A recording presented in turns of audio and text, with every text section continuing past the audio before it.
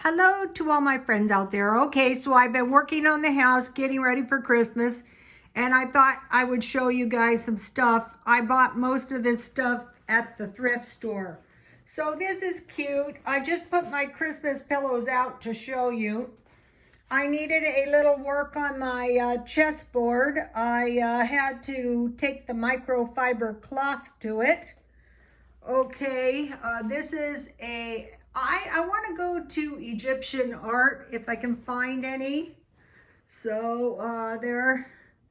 Also, I can really recommend large houseplants. I've never had them.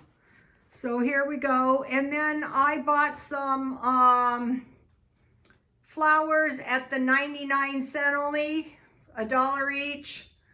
I bought the candlesticks at the thrift store, and I made the little minis at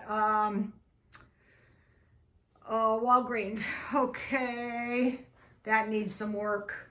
I decided to use my brass punch bowl, and here's my cute reindeer. So it's coming along. It still needs some work. Okay, so here we go. What is the eventual goal of stockpiling food? Why should we do that? It's a big fat mess. It's all over the house. I hate it. Why do it? Okay. The eventual goal would be to get a year's supply worth of food. Okay, on the one side, my side of the family, my mom's side of the family was ranchers. And what they would do is they would take the cows into town once a year, and then they would buy provisions. Okay, it was a hard way of life, and it wasn't without peril. My mother's mother froze to death. That's why when they warn us about the grand solar minimum, I say to myself, did you say icy cold weather? Where they lived, the snow would actually cover the entire house. The snow was higher than the house, and generally the people and the cattle did live, and they bought the food for a year. Okay, the other side was farmers. Okay, they were driven out of Missouri by the militia in the dead of winter and had to cross the U.S. from Missouri to Utah. And that was not without peril. But on our side, as far as I know, everyone made it alive. It was not easy. So there's a story. They brought their stuff, you know, time was of the essence. They were driven out of town, you know, either leave or you're going to be murdered. So the little boy had to push a push cart, which was a cart full of their belongings, from behind up hills across the prairie.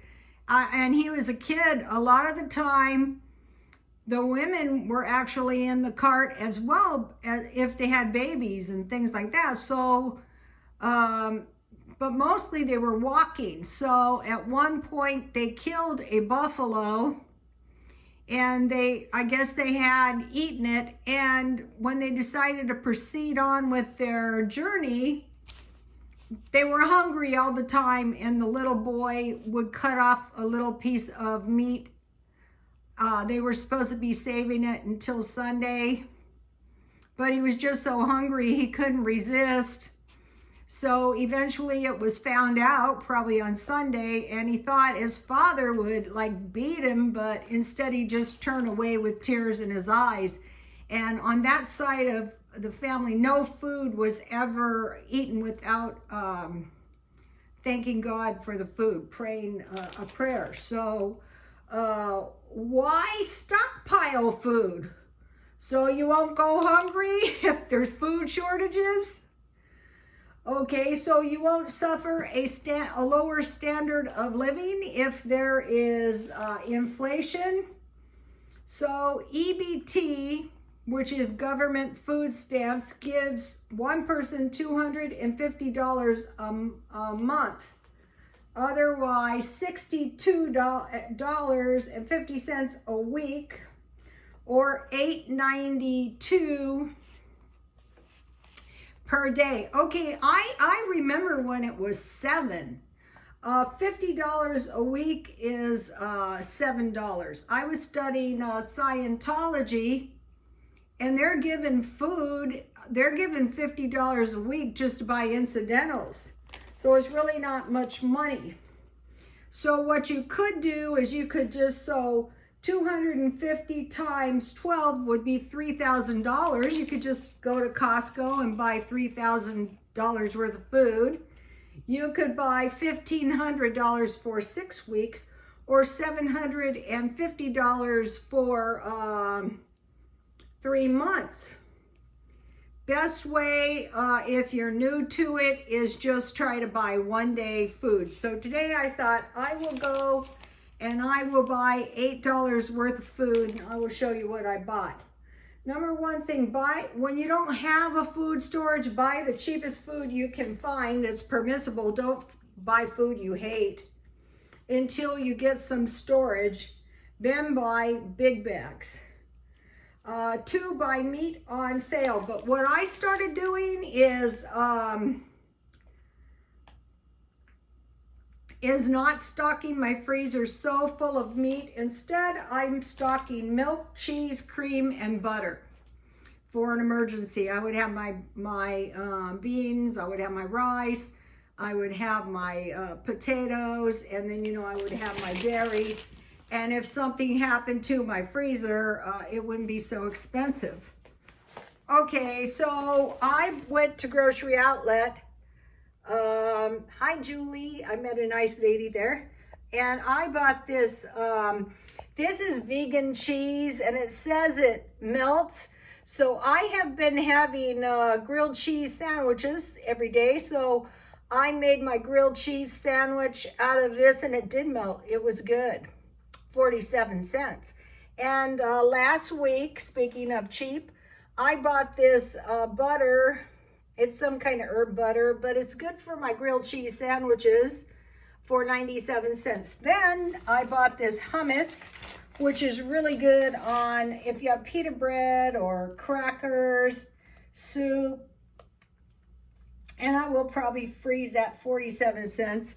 Then I bought this big box of cereal for 47 cents. So if you don't have a grocery outlet, most likely you do have some kind of store where you can buy the cheapest possible food. And I wanted to try and get storable food. Then I like these beans and weenies, 79 cents. I like storable food or freezable. Then they had these white chocolate bars for 50 cents each. I was trying to make cookies and I could barely find these. They're not so good in the lattes, I don't think. So here, this is all the stuff that I could find really drastically cheap. Then I went to good old Walmart. And so these are good, $1.23 for a pizza. These are cheap, $1.18. The frozen food is, I mean, you can't even find something below $1.50. It's $1.60 something. So I got one of these turkey pot pies, and one of these days I will eat it. I got this spaghetti and meatballs for $1.24. I got this chicken noodle soup for 72 cents. So this is quite a bit of food if your goal was like $7 or $8 a day. The grocery outlet stuff was just under $4, and the Walmart stuff was $4.37. Okay, I have some cheap beauty tips. Okay, 1 tablespoon baking soda, 1 tablespoon lemon juice. Mix it up good and brush your teeth with it for 2 minutes for whitening. Here is the I think it's Dollar Tree hair color. If you're just doing your roots, it's good enough. And so what I was trying to do is like do 1 beauty treatment per day. Also, I have those little facial razors that I use on my eyebrows. Okay, this is for your face and your arms, well, your whole body if you want to look really nice. Exfoliate first, and this was good. I bought this at some dollar store a while back. And so, you know, you just rub it around in circles and rinse it off, dry your face, and then, oh, this is the exfoliator, the little one, and this one, no, one's the mask.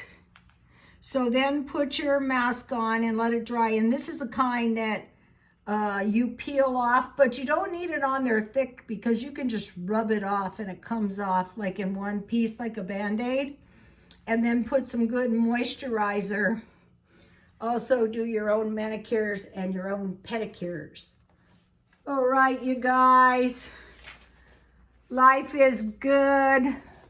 Stockpile a little food, you know. I'm gonna stay on this stockpiling stuff. You don't wanna be caught in what's coming without food. God bless you all.